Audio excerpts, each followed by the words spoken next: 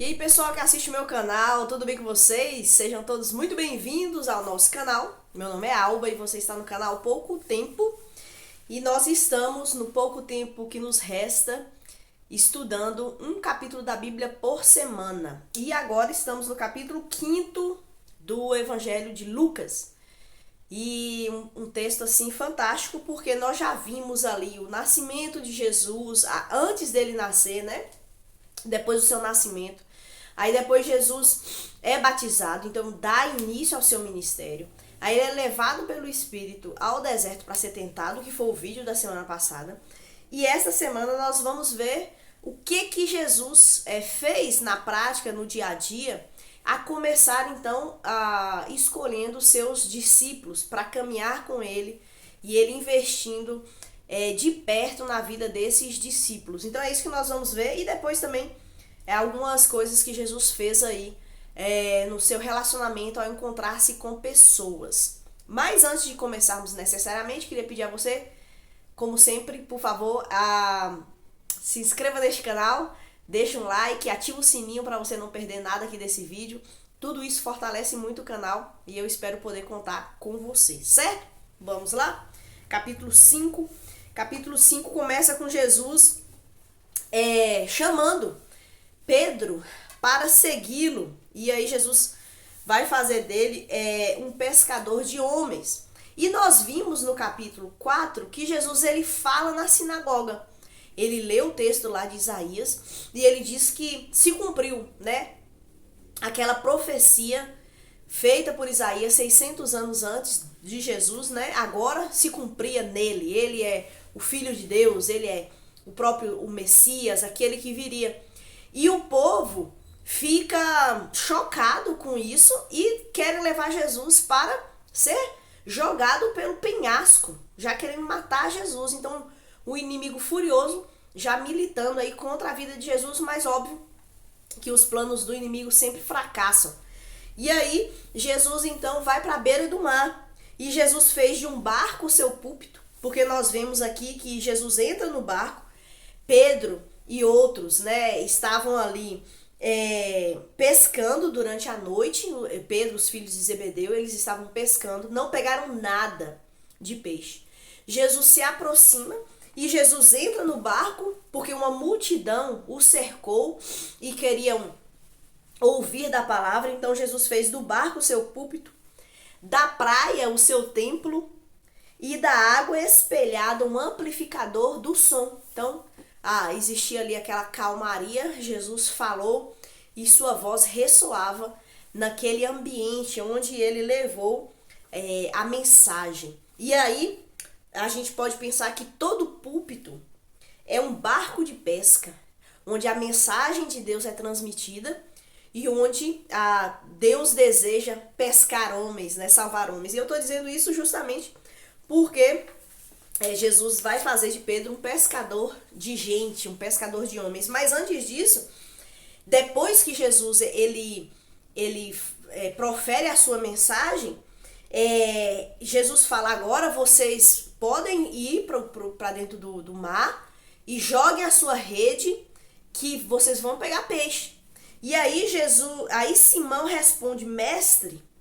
Interessante, porque esse texto, essa narrativa demonstra como a revelação e a compreensão a respeito de quem era aquela pessoa que estava na frente de Pedro, que Pedro vai assumindo e vai entendendo. Primeiro, Pedro acha que ele é um mestre, porque Pedro ouviu ele falar.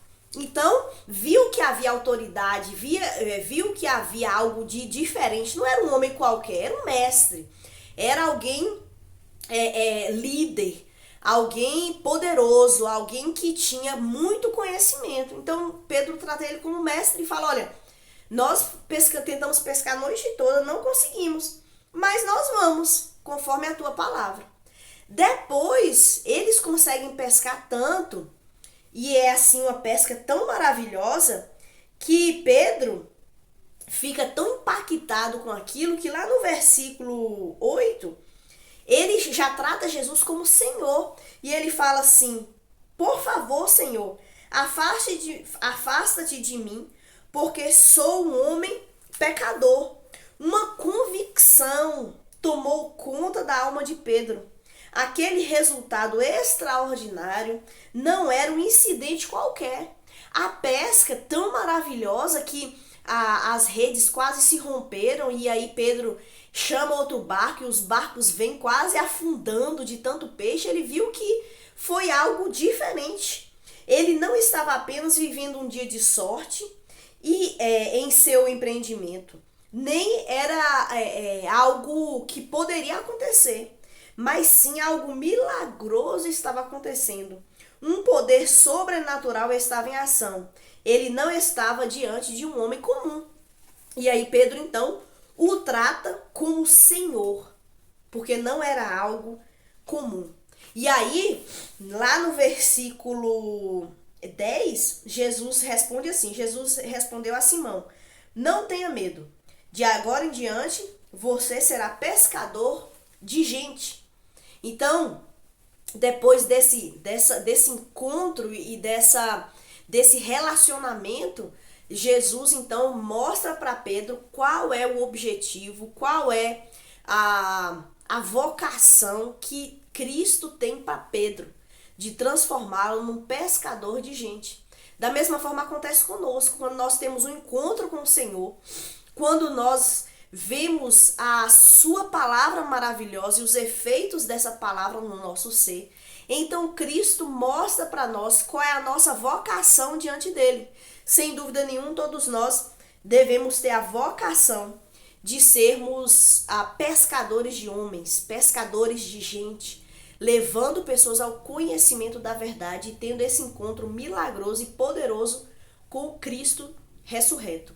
E aí, no versículo 16, depois dessa narrativa e tal, diz o seguinte: ele, porém, se retirava para lugares isolados a fim de orar. Lucas, ele sempre dá uma luz, um recorte especial para esse hábito e essa pulsão necessária que Cristo tinha de se retirar para ficar sozinho na presença do Pai. O relacionamento entre Cristo e a Trindade era algo muito especial, onde ele não pensava assim: eu estou muito cansado, eu vou dormir, deixa para depois, mas era uma prioridade na vida do Senhor. Deve ser a nossa prioridade, nos retirarmos de tudo deste mundo, para termos um momento especial com o nosso Deus de relacionamento.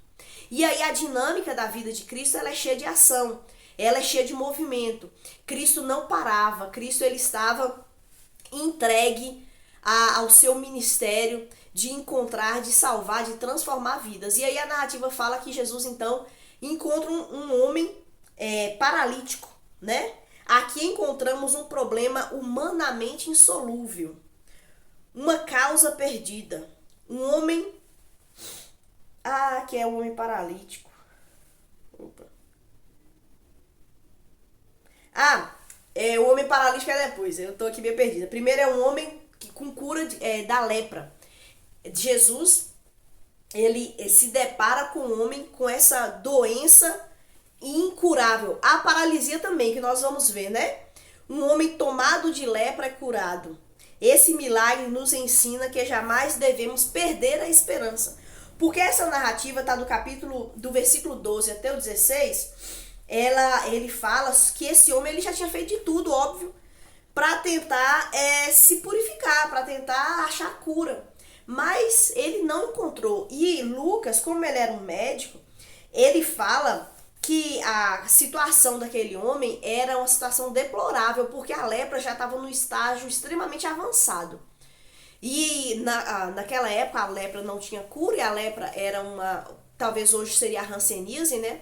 Ela as pessoas são contaminadas por essa doença, então os leprosos viviam distantes da cidade. Quando alguém ia se aproximando, eles tinham que gritar: leproso, leproso, para a pessoa não ir até ele. Só que Jesus ele vai até essa pessoa. E Jesus, quando nos encontra com as nossas impurezas, com o nosso pecado, ele não se contamina, mas ele nos purifica. E Jesus, então, pergunta para o homem, né? Jesus fala assim: num povoado, Jesus encontrou um homem coberto de lepra. Quando o homem viu Jesus, prostrou-se em terra, e suplicou para ser curado, dizendo: Senhor, se o Senhor quiser, pode me curar e me deixar limpo. Jesus estendeu a mão e o tocou. Eu quero. Respondeu: seja curado e fique limpo. Jesus, ele quer nos tocar. Ele quer nos purificar das nossas lepras. E aqui a lepra, ela também é retratada na Bíblia como o nosso pecado, que nos deforma, que nos corrói, que nos mata. Mas Cristo, ele pode nos purificar. E aí, posteriormente, vem a paralisia, que era o que eu ia dizer antes, né? A partir do versículo 17. Jesus, então, está numa casa, e aí a multidão estava por ali, cheio, né? A casa estava cheia. E alguns homens levam esse paralítico até Jesus. E aí eles não conseguem entrar, então eles abrem ali o telhado e descem aquele homem no seu leito, amarrado, em frente de Jesus. E aí, versículo 20 fala assim: ao ver a fé que eles tinham, Jesus disse ao paralítico: homem, os teus pecados estão perdoados. Tanto a lepra como a paralisia são um retrato horrendo do que representa o pecado. A lepra cauteriza, deforma e contamina. A paralisia aprisiona e imobiliza. Assim é o pecado. Então, hoje, sem dúvida, existem ainda muitas pessoas que sofrem com várias questões de saúde, né? Problemas sérios de saúde. E Cristo pode curar. Mas sempre Cristo está mostrando para nós que o maior problema humano não é o adoecimento. Apesar do adoecimento ser uma coisa, obviamente, terrível. Ninguém quer ficar doente. Mas o pior, o que nos destrói completamente, porque nos afasta eternamente de Deus, é o pecado. Então Jesus disse para esse homem: os teus pecados estão perdoados. E a narrativa, lá no versículo 17, fala que os mestres da lei, os fariseus, os saduceus, vieram de todas as partes, de toda a região, para observar Jesus. E eles, não é uma observação para, quem sabe, compreender que eles estavam diante do mestre mesmo, do Messias. Eles se aproximam de Jesus e eles estão ali, na realidade, pensando em como acusar Jesus de alguma coisa. E aí Jesus fala: olha, os teus pecados estão perdoados, e eles logo acusam Jesus: por acaso você é Deus? Sim, olha só o que Jesus fala. Mas os fariseus e os mestres da lei pensaram: quem ele pensa que é? Eles estavam pensando e conjecturando ali, escondido. Isso é blasfêmia. Somente Deus pode perdoar os pecados. Jesus, sabendo o que pensavam, olha só, Jesus, ele é Deus. Jesus lê os pensamentos. Só Deus tem o poder e a capacidade de saber o que nós pensamos. Então, Jesus, sabendo o que pensavam, perguntou: por que vocês questionam essas coisas em seu coração? O que é mais fácil dizer? Seus pecados estão perdoados ou levante-se e ande? As duas coisas são impossíveis. Ninguém pode falar para outra pessoa: levante-se e ande. Ou dizer: os teus pecados estão perdoados. Porque só Deus pode fazer isso. E ali Jesus, ele mostra categoricamente que ele é Deus. E que o nosso pecado só pode ser resolvido por ele. Só pode ser resolvido por ele, né? Mas eu lhes mostrarei: o Filho do Homem tem autoridade para perdoar pecados. Então disse ao paralítico: levante-se, pegue a sua maca e vá para casa. De imediato, à vista de todos, o homem se levantou, pegou sua maca e foi para casa, louvando a Deus. Todos ficaram muito admirados e cheios de temor, louvando a Deus, exclamando: hoje vimos coisas maravilhosas. Quem não se vê como um pecador jamais sente a necessidade de um Salvador. Quem não se considera doente jamais busca o socorro do médico. Só aqueles que reconhecem seu estado de carência e miséria podem ser salvos. Quem proclama suas próprias virtudes e confia em seus próprios méritos fecha com as próprias mãos a porta da graça. Porque Jesus veio para curar, para salvar quem é pecador, quem sabe que é pecador. Só quem é doente procura os médicos. Só quem se reconhece pecador procura Cristo. Os fariseus, os saduceus se achavam puros demais, perfeitos demais, e eles não queriam a salvação em Cristo. Mas Cristo veio para salvar. Mas, obviamente, para ser salvo é necessário esse reconhecimento da sua pecaminosidade. E aí o texto termina, vai caminhando para o final, falando sobre Jesus chama Levi, que é Mateus. Mateus, ele era um cobrador de impostos e ele era odiado pelos seus compatriotas, porque ele trabalhava lá para o Império Romano, recolhendo impostos e recolhendo a mais até do que deveria. E aí Jesus diz que, aí fala que ele está sentado na coletoria, fazendo o seu trabalho, e Jesus então olha para Levi e diz, siga-me. Disse-lhe Jesus, e Levi se levantou, deixou tudo e seguiu. Então Jesus, ele está chamando pessoas, e há um custo para seguir Jesus. Levi, ele deixou tudo para trás, ele perdeu o emprego dele, ele perdeu o status dele. Ele provavelmente se empobreceu, porque talvez ele cobrava mais, então ele, no arrependimento e na mudança, ele deve ter devolvido muitas coisas daquilo que ele pegou a mais, mas há um custo em seguirmos a Cristo, né? E para Levi o custo foi alto, e para nós também. Se não te custa nada servir a Cristo, será que você está servindo mesmo a Cristo? É uma coisa a se pensar. E aí termina o texto falando da discussão sobre o jejum. Os fariseus queriam de alguma forma acusar os discípulos, acusar Jesus, e falou, olha, os seus discípulos não jejuam, mas os discípulos de João, eles jejuavam e nós jejuamos, né? E Jesus fala, mas por que eles vão jejuar se eles estão na festa com o noivo? O jejum e a oração são importantes e ferramentas fundamentais para a nossa caminhada cristã. Mas os fariseus, eles fizeram dos rituais e das ordenanças um ídolo. E colocavam pesos e fardos sobre as pessoas para que elas fizessem aquilo dali. Não na busca de relacionamento com Deus, mas sempre os fariseus faziam na busca de manipulação, de controle, de dominação. Então eles deturparam aquilo que era para ser belo, aquilo que deveria aproximar o homem de Deus, eles transformaram num peso, num fardo, numa idolatria, infelizmente.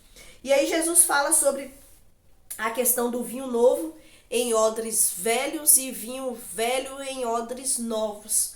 E aí Jesus está falando sobre a vida cristã. A vida cristã não é um remendo. Ele também usa, né, a expressão do remendo, pano novo em remendo em roupa velha, vai acabar fazendo um buraco maior. E Jesus está querendo ensinar que a vida cristã não é um remendo ou uma reforma naquilo que é velho. Mas o cristianismo e a proposta de Jesus é algo totalmente novo. Jesus, ele tem o desejo, o poder de nos fazer novas criaturas. Não é melhorar o ser humano. Não é trazer ideias novas, por exemplo, um judaísmo diferente, como talvez alguns viam aqui nessa época. Mas é fazer algo totalmente novo.